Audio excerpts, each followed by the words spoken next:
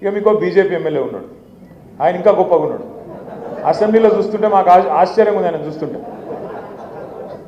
తెలంగాణ పోరాటం జరిగి తెలంగాణ పోరాటంలో పిల్లలు చచ్చిపోయి 100 మంది చచ్చిపోయి తెలంగాణ వస్తే మీ ఎమ్మెల్యే ఏమంటాడు తెలుసా అసెంబ్లీలో? మా సిర్పూర్ని తీసుకుపోయి మహారాష్ట్రలో కాకుండా అంట. మీకు ఇంత గొప్పడు దొరికింది. మీకు చదువుకున్నాడు, డాక్టరు, ఏమైనా మాట్లాడితే కొంత జ్ఞానంతో ప్రజలు ఏమనుకుంటారో సోయితో మాట్లాడనా లేదా? అందుకే గిసొంటోళ్ళు మధ్యలో ఇవాళ కాగజ్ నగర్ నలిగిపోతుంది.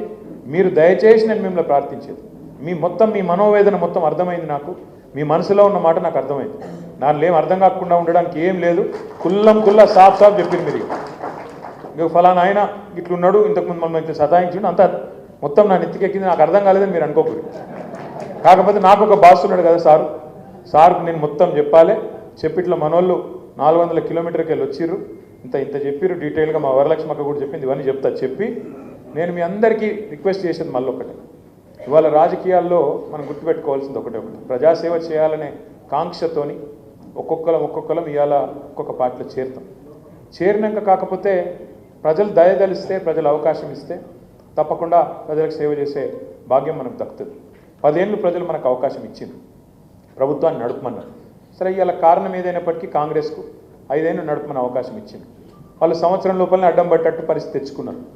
కానీ ఆ వ్యతిరేకత ఏదైతే ఉందో ఇవాళ కాంగ్రెస్ పార్టీ మీద, దాన్ని కనుక మనం ఇవాళ రేపటి లోకల్ బాడీ ఎన్నికల్లో చూపెట్టలేకపోతే, కాగజ్ నగర్లో మళ్ళీ ఒకవేళ పొరపాటున మనం గెలవకపోతే ఏం జరుగుతుంది? రేపు ఏమనుకుంటారు? వీళ్ళంతా గీడికి వచ్చిర్రు, కొంతమంది చెప్పిర్రు, కానీ వాస్తవం అట్లా లేదు, క్షేత్రస్థాయిలో పరిస్థితి అనే అవకాశం దొరుకుతుంది, సందు దొరుకుతుంది. ఆ సందు ఇద్దంటే ఏం చేయాలంటే మీరు దయచేసి ఏ మండలపోలో ఆ మండలం ఎంత కమిట్మెంట్తోనైతే గీడి దాకా వచ్చిండ్రో అంతే కమిట్మెంట్తో ఏ మండలంలో ఆ మండలం ఎవరు నిలబడ్డా సరే, నిలబడేది ఒకరికే వస్తుంది, టికెట్ ఒకరికే వస్తుంది. ఎమ్మెల్యే టికెట్ ఒకరికి వస్తే మనం 1000 మందిని కష్టపడితే ఆయన ఎమ్మెల్యే అవుతాడు. ఆ ఒక్కలకు టికెట్ వచ్చినా నాకు వచ్చింది అనుకొని మనం కొట్లాడితేనే రేపు జెడ్పీటీసీ అయినా ఎంపీ పైన మనం గెలుస్తాం. లేకపోతే మళ్ళా కప్పలే తక్కడి లెక్క ఒకరు పైపోతున్నాడు, ఇంకోటి గుంజురు మూలు పెట్టిండు అనుకో, మళ్ళీ అడ్డంపడతాం, నవ్వేటోళ్ళం కూడా జారిపడ్డట్టు అవుతుంది. ఎవరైతే మరి ఇవాళ మనం ఓడిపోవాలని కోరుకుంటున్నారో, ఎవరైతే మనం గెలవద్దని కోరుకుంటున్నారో, ఎవరైతే ప్రవీణ్ కుమార్ అక్కడికి రావద్దని కోరుకుంటున్నారో, మరి వాళ్ళని నెగ్గేటట్టు మీరు చూస్తారా లేదా? దయచేసి ఆలోచించండి. నా ప్రార్థన మీ అందరితో. నాకు మళ్ళా మీకు చెప్తా ఉన్నా, ఖచ్చితంగా రాబోయే రోజుల్లో మళ్ళీ కేసీఆర్ గారు ముఖ్యమంత్రి అవుతారు.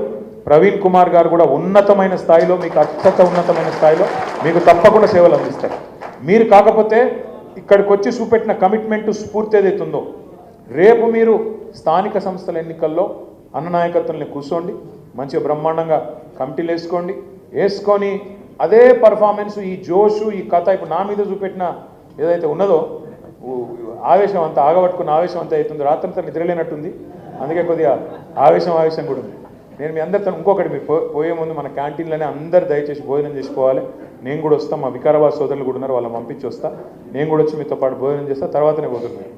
దయచేసి నేను మళ్ళొక్కసారి కొడుతున్నా, ప్రవీణ్ అన్నను మళ్ళీ చెప్తున్నా మీకు నేను అద్భుతంగా, ఎందుకంటే ఇంత కష్టకాలంలో నమ్మి కేసీఆర్ నాయకత్వాన్ని నమ్మి వచ్చిన అన్నను మనం తప్పకుండా మీరు ఎట్లయితే కాపాడుకుంటారో, గుండెలో పెట్టుకుంటారో అంతకంటే గొప్పగా చూసుకునే బాధ్యత నాది. కానీ మిమ్మల్ని కూడా కాపాడుకోవాలి, కాగజ్ నగర్ను కూడా కాపాడుకోవాలని ఆయన తపన ఏదైతే ఉన్నదో దాన్ని కూడా నిజం చేయాలంటే రేపు ఎంపీటీసీ, జెడ్పీటీసీ ఎన్నికల్లో, కౌన్సిలర్ ఎన్నికల్లో, సర్పంచ్ ఎన్నికల్లో మీ సత్తా చూపెట్టండి. గులాబీ జెండా కొత్తది కాదు, కారు గుర్తు కొత్తది కాదు, కేసీఆర్ కొత్తది కాదు. ప్లస్ ఇలా కాంగ్రెస్ వాళ్ళ మీద, బీజేపీ వాళ్ళ మీద ఇక్కడ దాకా కోపం ఉంది. మనం కరెక్ట్గా కలిసికట్టుగా కొట్లాడితే ఇవి 5 ఏళ్ళు అలగలగుంటేనేమో ఇరిసిపారేయచ్చు.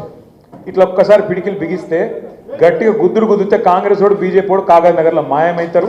ఆ శక్తి మీకుంది. శక్తి మీ దగ్గర పెట్టుకొని నన్ను వచ్చి ఇక్కడ డామ్ డూమ్ అంటే నాకు నడవదు. మీరు గట్టిగా గుద్ది 6 మండలాలే 7 మండలాలు 6 గెలిపించుకురాని ఇదే భవన్లో కూర్చొని మీరు ఏం చేయాలనో అది చేద్దాం. రాజకీయం అంతా కాగజ్ నగర్ది, మీరు నిర్ణయించండి. నేను నిర్ణయించడు కాదు, పార్టీ నిర్ణయించడు కాదు. మీరు గట్టిగా అనుకుంటే, ఎక్కడోళ్ళు అక్కడ తగులుకుంటే ఇంతకంటే పెద్ద సైన్యం కూడా అవసరం లేదు. వాస్తవం చెప్పాలంటే గంగి గోవు పాలు గరిటెడైనను చాలు. అర్థమైందా? గంగి గోవు పాలు తక్కువనే ఉండొచ్చు కాక, గట్టిగా పనిచేసే వాళ్ళు, కమిట్మెంట్ ఉన్న వాళ్ళు కొంతమంది ఉన్నా చాలు. ఇప్పుడు మోయిన్ చెప్పిండు, 25 ఏళ్ళు కింద పడ్డా మీద పడ్డా నేను ఇళ్ళనే ఉన్నా, ఎక్కడికి పోలేదన్నా, పార్టీ ఆపోజిషన్లో ఉన్నా, పొజిషన్లో ఉన్నా, ఏ పొజిషన్లో ఉన్నా ఇక్కడనే ఉన్నా, నాకు పార్టీతో నేను లాభం కాలేదన్నాడు. నేను అడిగిన ఏం చేస్తావు మొయినని, ఏం చేస్తావంటే అన్న నేను ఒక ఫ్లై యాష్ది నడుపుకుంటా, నాకు నెలకు 20-25 వేలు వస్తాయి, అందులోకెళ్ళే పార్టీకి కూడా ఖర్చు పెడతా, కుటుంబాన్ని కూడా కాపాడుకుంటున్నా అని చెప్పిండు. ఒక గిసొంటోళ్ళు ఉన్నాక అంటే ఆయన ఒక్కని పేరు చెప్తున్నా అనుకోకరి, అక్కడ చాంద్ ఉన్నాడు, ఇంకా చాలామంది ఉన్నారు, ఇంకా శ్యామరావు ఉన్నాడు, ఇంకా చాలామంది పెద్ద పెద్ద వాళ్ళు ఉన్నారు. ఇట్లా ఉన్న కమిట్మెంట్ ఉన్న నాయకులు కొద్దిమంది ఉన్నా మనకు ఫలితం వస్తుంది. దయచేసి ఫలితం దిశగా ప్రయత్నం చేయండి. ప్రవీణ్ అన్నను, కాగజ్ నగర్ను 100% రాజకీయంగా కరెక్ట్ నిర్ణయం తీసుకొని కరెక్ట్గా ముందుకు తీసుకుపోయే బాధ్యత సార్తో చర్చించిన తర్వాత నాది అని చెప్పి కూడా మీకు తప్పకుండా మీకు ప్రార్థన చేస్తూ, ముందుగా మీరు 7 మండలాల్లో మీరు గెలిచి చూపెడితే ఆటోమేటిక్గా అన్ని దర్వాజాలు బంద్ అవుతాయి. నన్ను చెప్పమంటుండు, అన్ని దర్వాజాలు అందరికి బంద్ అవుతాయి. మీరు గా పని చేసి చూపెట్టారు మొదలు నాకు